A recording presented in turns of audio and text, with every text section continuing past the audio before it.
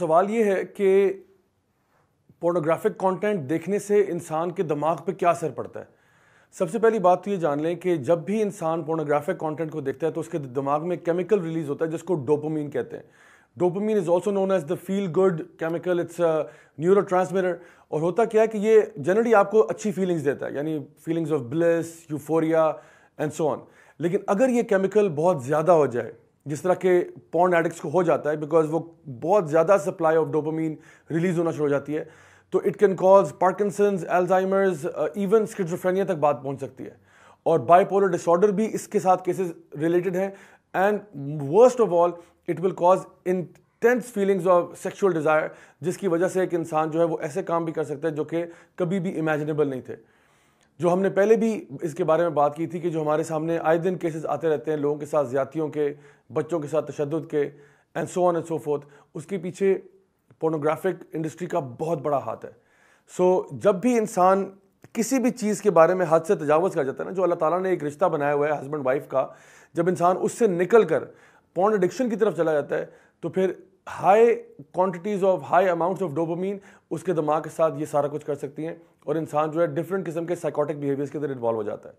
दूसरा जो मेडिकल मसला थ्रू पॉर्न एडिक्शन आ जाता है वो ये कि इंसान जो नॉर्मल एक हेल्दी रिलेशनशिप है बिटवीन हस्बैंड एंड वाइफ, उससे भी चला जाता है। और ऐसे कई केसेस हमारे पास आए हैं जहाँ पे एक खातून ने मुझे एक दफ़ा ईमेल किया जिन्होंने मेंशन किया कि उनके जो हस्बैंड है वो उनके साथ किसी किस्म का कोई रिलेशनशिप नहीं करना चाहते, बल्कि rather he would spend his time watching pornographic material. और उनका जो अपना फैमिली रिलेशनशिप था वो डिस्ट्रॉय हो गया।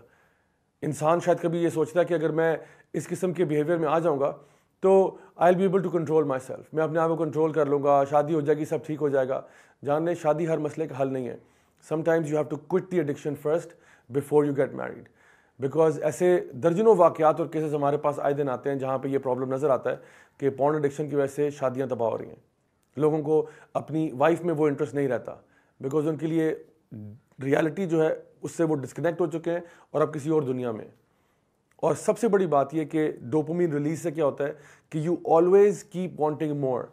अगर आपको एक दिन इतनी सप्लाई मिली थी, अब आपको अगले दिन ज़्यादा चाहिए, उसके अगले दिन ज़्यादा चाहिए, उसके अगले दिन ज़्यादा चाहिए, and this will lead into A mental और साइकोलॉजिकल डिसऑर्डर।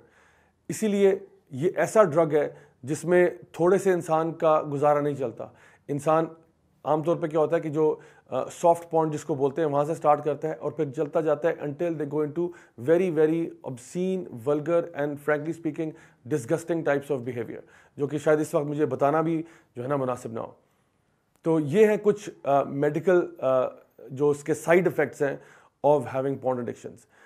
एक चीज़ जो इंसान इसके अंदर एडिशनली ऐड करता है वो ये कि एक फॉल्स जस्टिफिकेशंस का भी एक मिजाज इंसान के अंदर डेवलप हो जाता है। कुछ लोग होते हैं वो अपने आप को सफाइयाँ पेश करते हैं कि नहीं मैं तो इसलिए कर रहा हूँ क्योंकि मेरी अभी शादी नहीं हुई। कुछ शख्स ये कहता है कि नहीं मैं देखो हराम रिलेशनशिप करने से तो ये बेहतर है।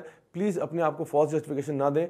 If you have this problem, the first thing you can do about it is to acknowledge कि एक प्रॉब्लम है। देखिए one of the worst things a person can do is कि उसको मसला हो और वो गलती एडमिट ही ना करे, वो समझे कोई गलती हो ही नहीं रही। किसी भी बीमारी का जो फर्स्ट स्टेप होता है ना वो डायग्नोसिस होता है। तो अगर आपको ये मसला है सबसे पहले तो उसको डायग्नोज करें कि ये प्रॉब्लम वाकई मुझे है, and then you need to work towards seeking out a cure. इंशाल्लाह in the next episode will talk about that.